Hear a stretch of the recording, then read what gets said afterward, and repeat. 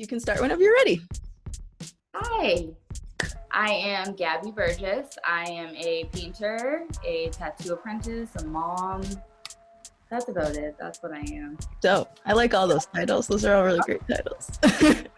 So we like to start interviews with the first question. Are you hood grown? And if so, how does that influence your aesthetic? Yeah, it's like I grew up in Brockton, born and raised, and I guess this isn't the suburbs. So It's the second city of Massachusetts in my eyes. It's a city. And yeah, I definitely would consider myself to be hood grown. Yep. It's affected me in ways more so now. I think in my 20s, I'm starting to realize it more than I did in my teenage years. Because now I think I create more so off of that. I definitely didn't before. I was kind of just figure drawings and stuff like that. It wasn't really like my art. Right. Yeah. So you're developing and finally things are like reflecting off of you with your surrounding space. So when and what made you fall in love with art? Definitely high school. I remember sophomore year, I started my first like art class, my real like art class. And I just remember my teacher, I fell in love with my teacher. She was awesome. It was like someone who pulled all these things out of me I didn't know I could do, even though I could do them. And that's when I was like, oh wow, I'm like good at this, but I love this. And that's when this is my thing. Yeah, dope. So you mentioned being a mom as one of your titles. How has motherhood impacted your artistry? Yeah, it's changed it all right. It's funny because everyone always says like artists, we see the world differently already. And then when you become a parent, you see the world so much more differently on top of that. And I find myself now, I'm always creating something when I'm doing it because my house is my studio. Whenever I'm creating something, it's always something I want her to remember seeing me create. That's nice. Yeah. And she's even incorporated in some of your work too. Yeah, it's really beautiful to see. That's so cool. Yeah. So how would you describe your painting color palette? Because you work with like really bright, beautiful colors. Like for instance, that blue behind you is like very reminiscent of a lot of your paintings. What I like to do, yeah.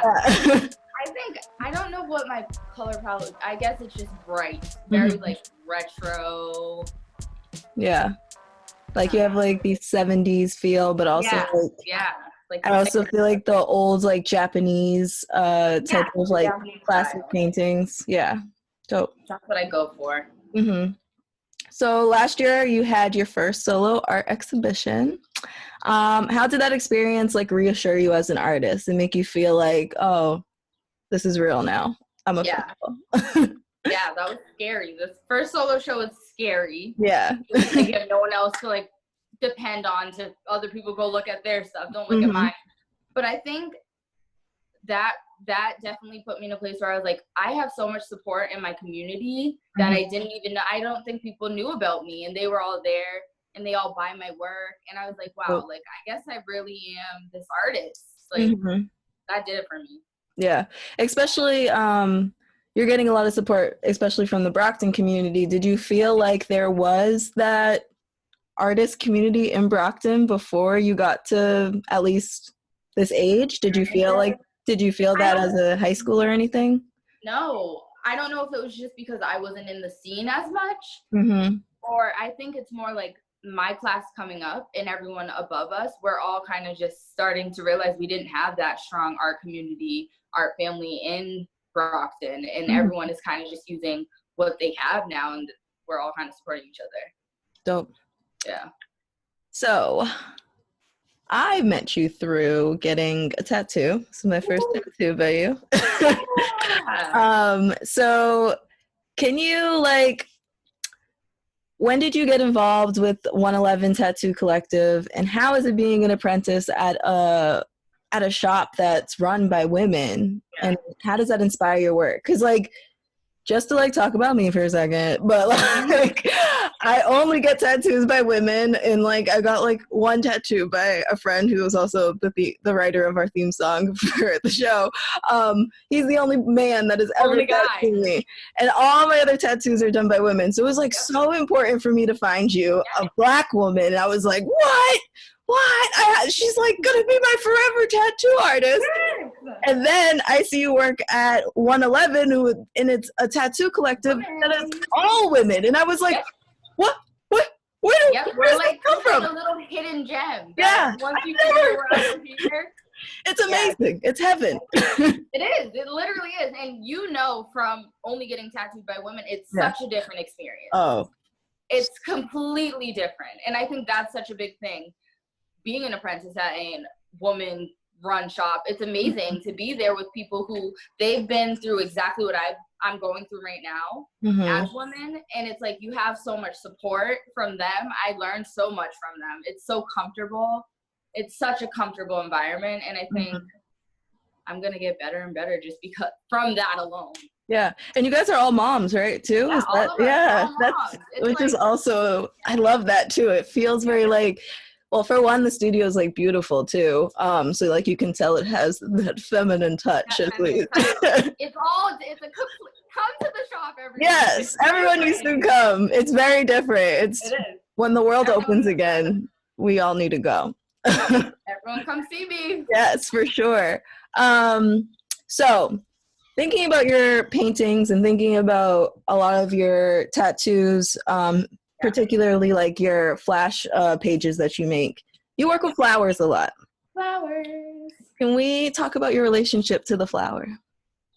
I think what it is, I love colors. And I love that flowers, there's so many different flowers. They change through all the different seasons.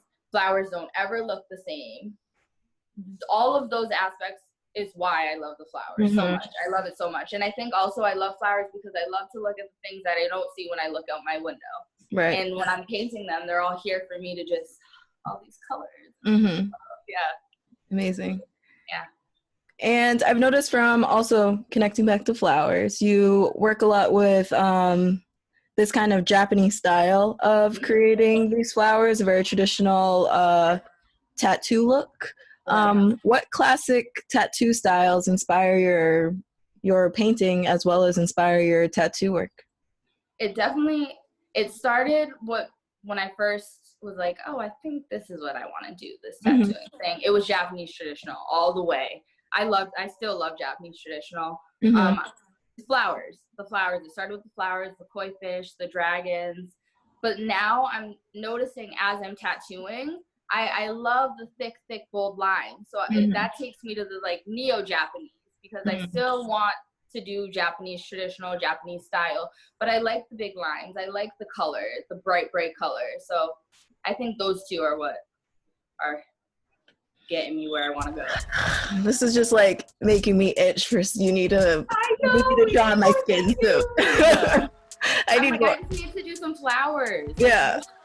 I just need to tattoo something. Speaking of tattooing something, so how's your quarantine going? I've noticed on Instagram there's an update of your legs almost every other week.